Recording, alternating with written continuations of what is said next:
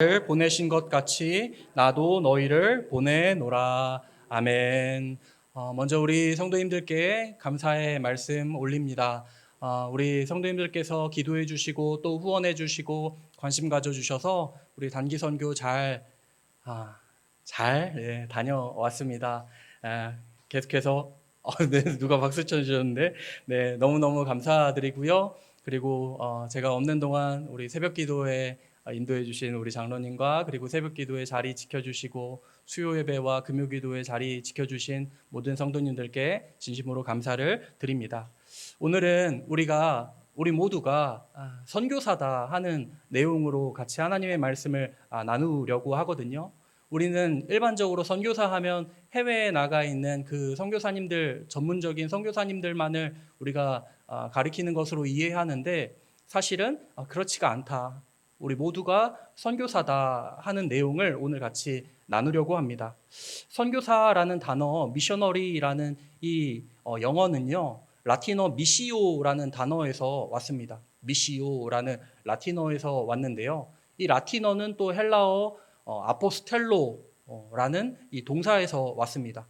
아포스텔로라는 헬라어든 미시오라는 라틴어든 의미는 똑같은데요. 보내다라는 뜻입니다. 보내다, 파송하다, 보내다 이런 뜻을 가지고 있습니다.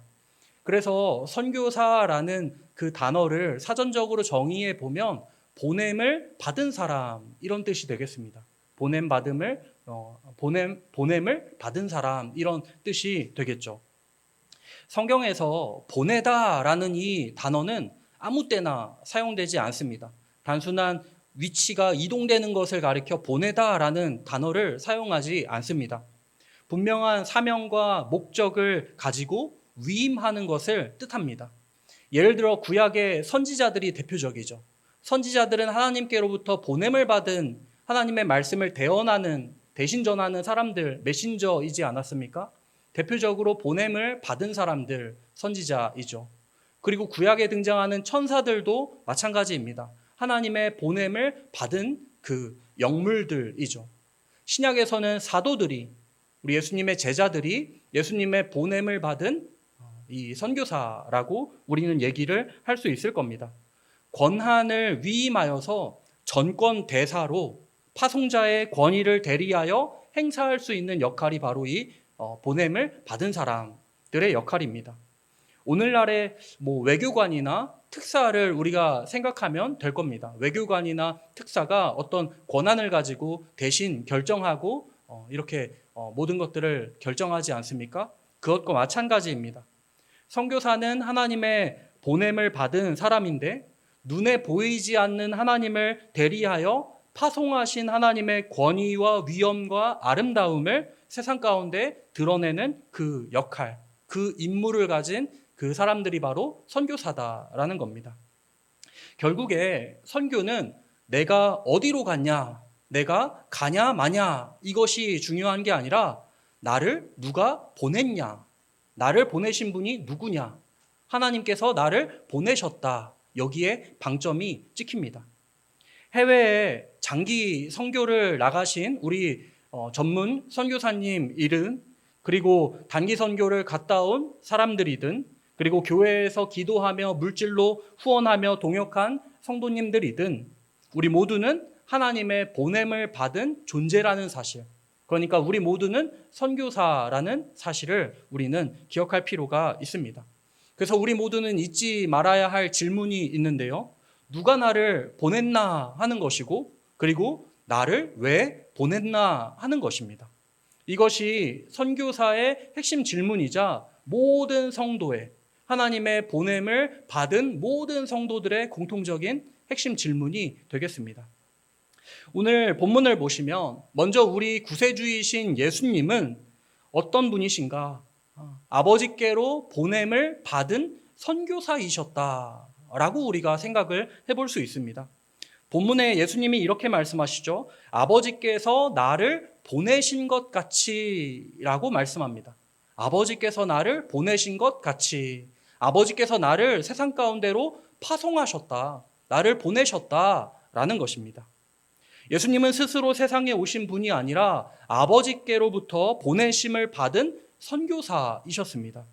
그래서 예수님의 삶 전체가 선교였습니다. 몇몇 성경 구절을 보면 하나님이 그 아들을 세상에 보내신 것은 세상을 심판하려 하심이 아니요 그로 말미암아 세상이 구원을 받게 하려 하심이라. 요한복음 3장 17절 말씀이지 않습니까? 그리고 예수님은 나의 사명은 잃어버린 자를 찾아 구원하는 것이다 라고 누가복음에서 말씀을 하십니다. 예수님의 삶을 한 단어로 축약을 한다면 우리는 선교라고 축약을 할 수 있을 것입니다. 구약에 나타나는 하나님의 선교를 몇 장면만 우리가 생각해 봤으면 좋겠는데요. 그 범죄하고 타락한 아담에게 하나님이 찾아와 아담을 부르지 않으십니까? 아담아, 내가 어디 있느냐? 타락하고 범죄한 아담에게 하나님이 먼저 찾아오십니다. 우리도 먼저 하나님을 찾은 게 아니라 하나님이 먼저 우리를 찾으셨고 우리에게 다가오셨다는 사실, 그래서 우리가 하나님을 발견하게 되었다는 사실, 세밀한 음성으로 우리에게 다가오시고 우리에게 기쁨과 평안과 만족을 주시는 분은 하나님이시다라는 걸 우리는 기억할 필요가 있습니다.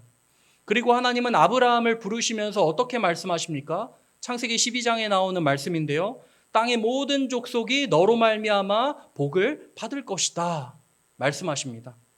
너는 복을 받을 것이야가 아닙니다. 너는 복을 받을 것이야가 아니에요.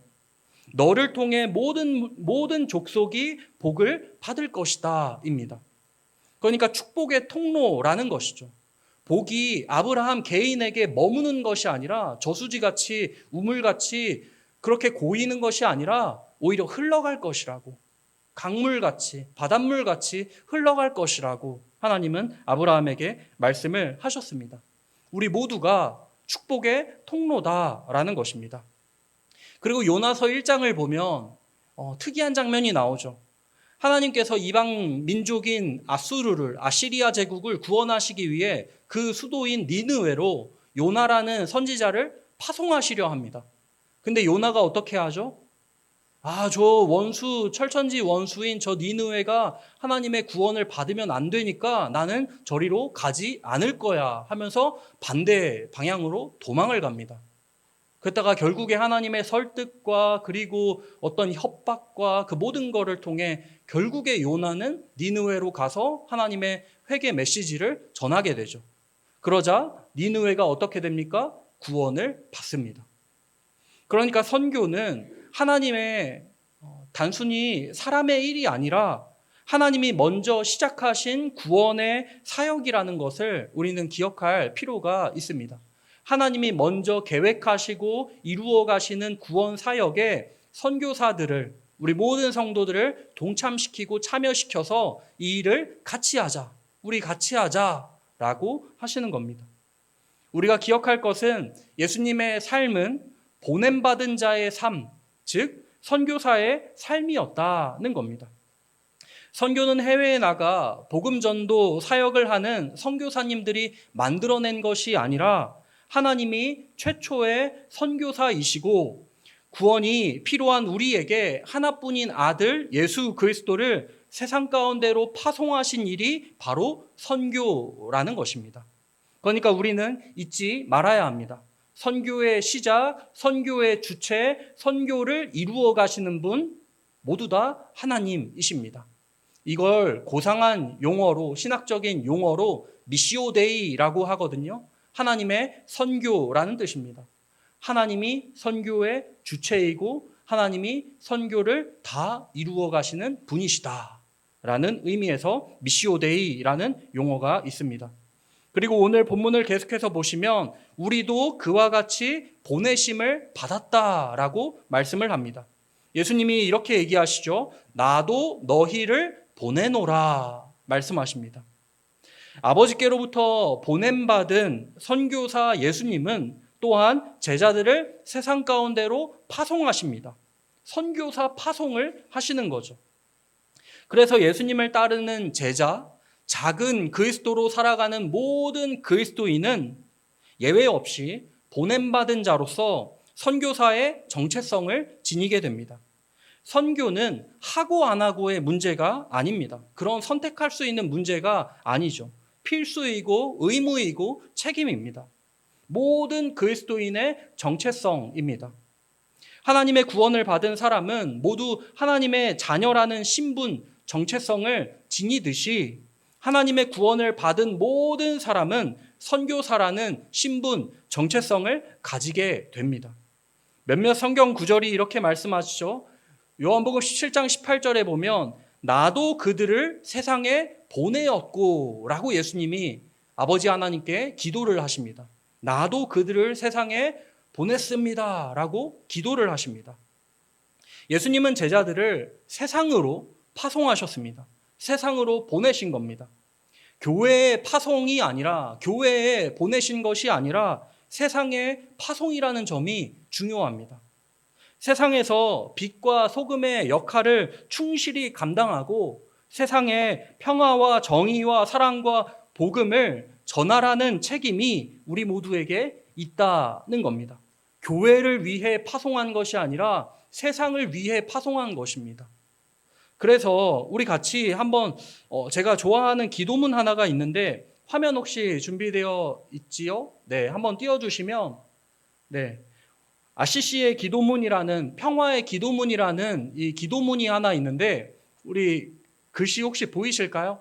그럼 같이 한번 우리 한 목소리로 기도하는 마음으로 같이 읽어볼까요? 시작. 주님, 저를 당신의 평화의 도구로 써 주소서. 미움이 있는 곳에 사랑을, 다툼이 있는 곳에 용서를, 분열이 있는 곳에 일치를, 의욕이 있는 곳에 신앙을, 그릇됨이 있는 곳에 진리를, 절망이 있는 곳에 희망을, 어둠에 빛을, 슬픔이 있는 곳에 기쁨을 가져오는 자 되게 하소서. 위로받기보다는 위로하고 이해받기보다는 이해하며 사랑받기보다는 사랑하게 하소서. 우리는 줌으로써 받고 용서함으로써 용서받으며 자신을 버리고 영원한 생명을 얻기 때문입니다. 아멘. 정말 아름다운 기도문이지 않습니까? 우리가 세상으로 예수님의 파송을 받았는데 우리가 세상에서 선교사로 살아갈 때 어떻게 살아가야 하겠습니까? 이 기도문과 같이 분열이 있는 곳에 일치를 이루고 미움과 다툼이 가득한 곳에 용서와 사랑을 심으면서 우리가 살아가야 하지 않겠습니까? 예수님은 계속 말씀하십니다. 그러므로 너희는 가서 모든 민족을 제자로 삼으라. 예루살렘과 온 유대와 사마리아와 땅끝까지 이르러 내 증인이 되리라. 계속해서 예수님은 세상 가운데 우리가 선교사로 살아가야 할 것을 말씀하시면서 우리를 파송하십니다. 단기 선교는 훈련의 한 장일 뿐입니다. 삶의 선교는 매일 지속되어야 합니다. 삶의 선교는 매일 지속되어야 합니다. 우리 모두 마찬가지이죠. 교회 안에 머무르는 신앙이 아닌 교회 밖으로 흘러가는 복음의 삶이 중요합니다. 예전에는 이렇게 생각을 많이 했던 것 같습니다. 선교는 해외에 나가서 하는 거고 선교 훈련을 받은 선교사님들이 하는 거고 교회는 선교사님들을 기도와 물질로만 도우면 되고 선교를 하면 교회가 없는 곳에 교회가 세워지고 교인 수가 늘어나는 것이다 라고 선교를 그렇게 이해했던 것 같습니다. 그런데 재정립이 필요합니다. 선교사는 다른 사람이 아니라 나 또한 선교사이고 선교지는 멀리 있지 않고 바로 우리 삶에 있다는 겁니다. 선교지는 해외만이 선교지가 아니라 우리의 삶의 모든 터전이 다 선교지다라는 겁니다. 우리의 가정이 선교지이고요. 우리의 일터가 선교지이고요. 우리의 이웃, 우리의 세상 모든 곳이 다 선교지다라는 겁니다. 요즘은 SNS와 같은 소셜 미디어도 선교지가 되겠지요. 이곳이 바로 우리 모두의 선교지다라는 겁니다. 우리는 선교사님들과 함께하며 그 사역을 축복하고 동참할 뿐 아니라 동시에 나 또한 세상에 파송을 받은 선교사로서 살아가고 있다라는 그 정체성을 우리는 잊지 말아야 합니다. 함께 우리 옆에 분과 이렇게 한번 이야기하면서 다짐을 한번 해볼까요? 우리는 선교사입니다. 한번 옆에 분과 얘기 나눠보실까요? 우리는 선교사입니다. 네, 우리는 선교사라는 이 정체성 꼭 잊지 않았으면 좋겠습니다. 그래서 우리는 점검해보면 좋겠습니다. 나는 어디로 보내심을 받았을까? 나의 선교지는 어디일까? 나의 가정일까? 내가 일하는 곳일까? 내가 마주하는 야채 가게 사장님 등등등 나는 어디로 보냄을 받은 선교사일까? 한번 생각해 보면 좋겠고, 내가 있는 곳에 하나님의 사랑과 정의와 평화와 복음이 드러나고 있는가? 이거를 점검해 보면 좋겠습니다. 내가 있는 곳에 예수 그리스도의 흔적이 있는가? 우리 생각해 볼 필요가 있죠. 내가 정말 오랫동안 신앙생활했고 정말 헌신적으로 그리스도를 믿고 따른다고 주변에서 얘기하고 나 또한 부족하고 연약하지만 그렇게 산 것 같은데, 실제로 내가 세상에서 마주하는 사람들과 그 내가 발을 디디는 그 모든 장소에 예수 그리스도의 흔적이 없다면, 예수 그리스도의 향기가 없다면 우리는 선교사로서의 삶을 살지 못한 거이지 않을까요?